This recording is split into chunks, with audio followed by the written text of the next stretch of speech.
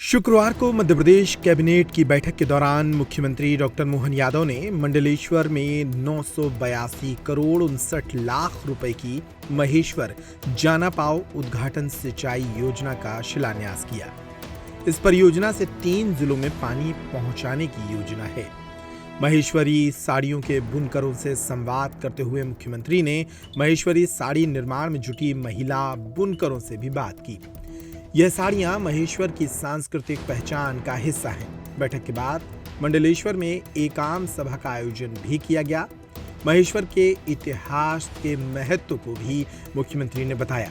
सुनिए इस दौरान मुख्यमंत्री डॉक्टर मोहन यादव क्या बोले। अहिल्या की नगरी, उनके काल की राजधानी, हम सबका सौभाग्य है। उनकी 300वीं जन्म शताब्दी के अवसर पर हमने पूरे वर्ष, जैसे आपकी जानकारी है कि पहले दशहरे के अवसर पर भी शस्त्र पूजन का कार्यक्रम इसी महेश्वर और इंदौर में किया गया था। ये हमारी प्राचीन गौरवशाली अतीत की राजसत्ताओं के आदर्शों को पुनः नमन करने का ये उपक्रम है। उस भाव के आधार पर हमने आज कैबिनेट की है।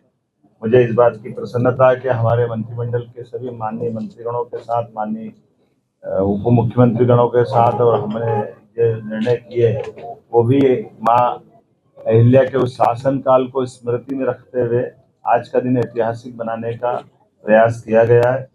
मुझे इस बात की प्रसन्नता है कि आज जब हम यहाँ अहिल्या माता की नगरी में आए तो सबसे पहले हम माँ अहिल्या के उस किले में उनकी राजगद्दी को नमन करते हुए माँ नर्मदा के पूजन आशीर्वाद के बाद मीटिंग में गए। और खास करके दोनों पक्ष के, हमारे होलकर वंश के यहाँ के रिचर्ड साहब जो वर्तमान में राजगद्दी के उत्तराधिकारी हैं, और माँ अहिल्या के मायका पक्ष से हमारे राम शिंदे जी जो चेयरमैन महाराष्ट्र लेजिस्लेटिव काउंसिल के भी माननीय अध्यक्ष हैं, वो हमारे बीच मौजूद हैं और मौजूद थे, जिनके आधार पर हमने अहिल्या माता के दोनों वंशों से जुड़ करके इस भावना को प्रकटीकरण किया है।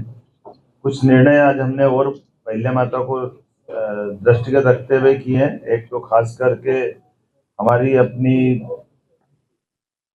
सामाजिक समरसता की भावना का जो अहिल्या माता का भाव रहा है, इसी आधार पर डॉक्टर भीमराव सामाजिक विज्ञान विश्वविद्यालय को 25 करोड़ राशि देकर के हमने हमारी जो अंबेडकर विश्वविद्यालय महू में है, इसका विधि संकाय को और अन्य आधारभूत संरचनाओं के लिए ये राशि देने की घोषणा की है, जिस आधार पर हमारा अंबेडकर विश्वविद्यालय और अच्छा हो। आपकी सबकी जानकारी में रहेगा, डॉक्टर भीमराव अंबेडकर की जन्मस्थली महू है और हमारी सरकार, भारतीय जनता पार्टी की पूर्ववर्ती सरकारों ने ही उस स्थान को एक तरह से तीर्थ स्थल के रूप में विकसित किया है।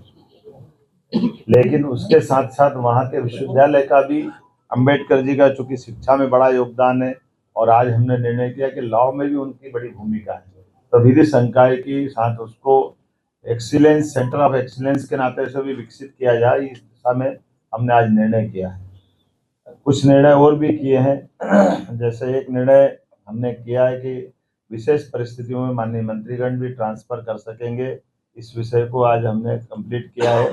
हमारे खास करके विधिवत तो ट्रांसफर पॉलिसी बाद में आएगी, लेकिन इसमें विस्तारित रूप से करने के पहले हमारे माननीय मंत्रीगण अपने विभागों के अंदर सुव्यवस्था स्थापित करने के लिए इस पे काम कर सके। माँ अहिल्या की जब बात कर रहे हैं तो कल्याणी विवाह को भी प्रोत्साहन देने का निर्णय किया है।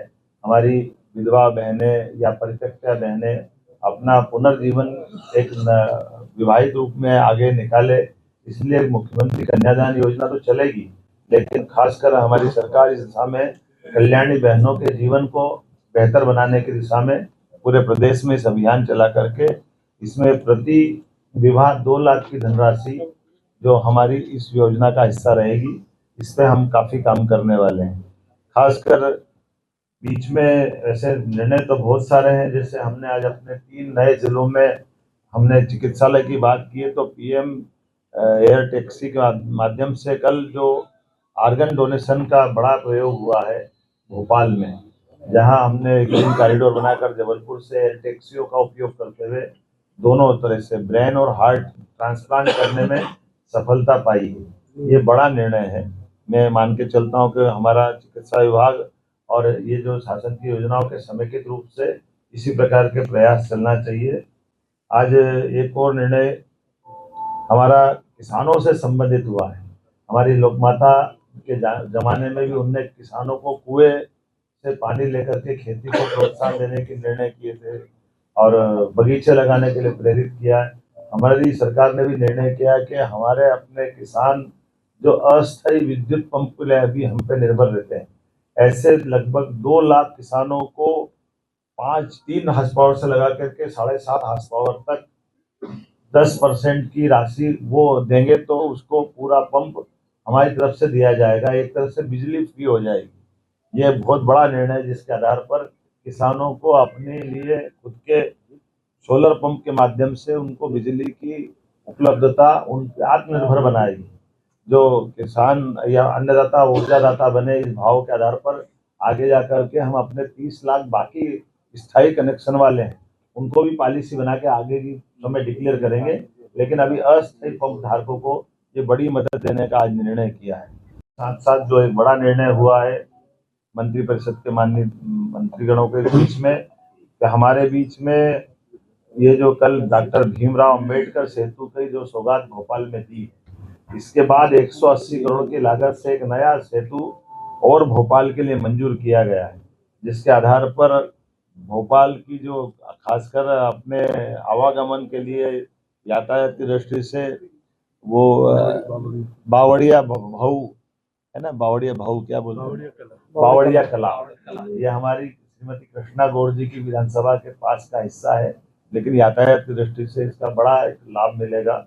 कुल मिलाकर के जब ग्लोबल इन्वेस्टर समिट हम कर रहे हैं भोपाल में, तो भोपाल की होने वाली ग्लोबल इन्वेस्टर समिट का भी प्रेजेंटेशन पावर प्रेजेंटेशन के माध्यम से पूरा माननीय मंत्रीगणों के सामने सीएस और पीएस ने रखा है। जब हमारे प्रधानमंत्री 24 तारीख को पधार रहे हैं तो 24 और 25 की होने वाली ग्लोबल इन्वेस्टर समिट में वो कैसे सफल हो, सब विभागों का तालमेल कैसे हो, हमारा राज्य लाभान्वित कैसे हो, ऐसे अलग अलग प्रकार की और 25 से ज़्यादा नीतियों को भी ला करके हमने आज कैबिनेट में 2 नीतियों से शुरुआत की। हर विभाग की सुगमता के साथ व्यापार व्यवसाय में बढ़ावा देने वाली और कुल मिलाकर के राज्य की अनुकूलताओं से बाकी लोग लाभान्वित कैसे हो और राज्य भी लाभ कैसे उठाए, इस दिशा में हमने बड़ा निर्णय किया है। आज ये गेमिंग से लेकर के एक और खास करके और आखिरी एक बड़ी जिसके आपको सबको इंतजार है, हमने तय किया कि धीरे धीरे करके राज्य से आगे जा करके शराबबंदी की तरफ राज्य बढ़े। उस सिलसिले में हमने नीतिगत निर्णय लिया कि पहले चरण में जो 17 हमारे अलग अलग प्रकार के नगर हैं, उन नगर से नगर पालिका, नगर परिषद, नगर पंचायत, इनके अंदर शराब की दुकानें बंद कराएंगे और इन दुकानों को दूसरी जगह शिफ्ट भी नहीं करेंगे। ये हमेशा के लिए बंद कराने का इसमें निर्णय किया है। इसमें 17 धार्मिक नगरों में से 1 नगर निगम है, 6 नगर पालिका है, 6 नगर परिषद है, 6 ग्राम पंचायत है। और ये जैसे उज्जैन नगर निगम संपूर्णतः शराब की दुकानों से बंदी रहेगी। दतिया नगर पालिका, यहाँ भी यही पूरी शराब बंदी रहेगी। पन्ना ये भी नगर पालिका है, नगर पालिका क्षेत्र में शराब की दुकानें बंद रहेगी। मंडला नगर पालिका, मुल्ताई नगर पालिका, मंदसौर पशुपतिनाथ की नगरी, ये भी इसी प्रकार से इनके साथ बंद रहेगी। मैहर की माताजी का नगर पालिका क्षेत्र ये शराब की दुकान से प्रतिबंधित रहेगा। ओमकारेश्वर की नगर परिषद, महेश्वर की नगर परिषद, मंडलेश्वर की नगर परिषद, ओरछा और चित्रकूट की नगर परिषद और अमरकंटक, खास करके चित्रकूट और अमरकंटक हम सब ध्यान दें इस मामले में। ये हमारी धार्मिक आस्था के ऐसे सभी केंद्र हैं, ये सभी नगर परिषदों में हमने शराब की इसी नीति के आधार पर दुकानें बंद करने का निर्णय किया है। हमारी नगर परिषद के बाद ग्राम पंचायत सलकनपुर, जहाँ सलकनपुर माता का मंदिर है, इस पंचायत से भी शराब की दुकानें बंद कराएंगे। बरमान कला ग्राम पंचायत, लिंगा ग्राम पंचायत, बरमान खुर्द ग्राम पंचायत, कुंडलपुर ग्राम पंचायत और बांदकपुर ग्राम पंचायत, ये ग्राम पंचायतों से भी हम शराब की दुकानें बंद करेंगे। आपकी जानकारी में रहे कि मां नर्मदा के तट के दोनों तरफ के 5 किलोमीटर के दायरे में शराबबंदी की जो पूर्वत पॉलिसी है, उस पॉलिसी को भी हम जारी रखेंगे। इस पॉलिसी में कोई बदलाव नहीं आएगा। कुल मिलाकर के प्रदेश भर से जो मैंने आपके बारे में बताने का प्रयास किया है कि हम ये शराबबंदी का हिस्सा चलेंगे। एक मुख्य कारण यहाँ की बैठक करने का और भी था, कैबिनेट की बैठक का, जो नारी सशक्तिकरण की दिशा में हमारे यशस्वी प्रधानमंत्री की जो भावना है, गरीब, महिला, किसान और युवा, ऐसे में युवा और किसान की पॉलिसियां हमने मिशन मोड में पिछली कैबिनेट में लाए थे। आज ये नारी सशक्तिकरण की दिशा में हमारे कैबिनेट का पहला ही एजेंडा था, जब हम अपनी बहनों की जिंदगी में बेहतर से बेहतर सरकार क्या मदद कर सकती है और स्त्री सशक्तिकरण का ये सबसे सक्षम उदाहरण राज्य बने, इस दिशा में हमने आज खासकर महिलाओं की सामाजिक आर्थिक विकास के उद्देश्य के लिए विमेन लीड डेवलपमेंट प्रयास के आधार पर हमने ये पूरा योजना बनाई है, जिसमें शिक्षा, स्वास्थ्य, पोषण, आर्थिक विकास और सुरक्षा, साथ ही साथ महिलाओं और बालिकाओं की विभिन्न सरकारी सेवाओं में पहुंच निश्चित हो, महिलाओं के आर्थिक स्वावलंबन, समाज में आर्थिक भागीदारी बढ़ाने के एकीकृत प्रयास करना, समाज में महिला और बालिका के सकारात्मक व्यवहार हेतु परिवर्तन, पुरुष संवेदनशीलता बढ़ाना, ये ऐसे कई प्रकार के कामों के साथ हमने मिशन मोड पे चलने का प्रयास किया है, जिसमें मिशन के प्रमुख लक्ष्य में जन्म के समय लिंगानुपात 5 अंक प्रति हजार की वृद्धि में वृद्धि करना,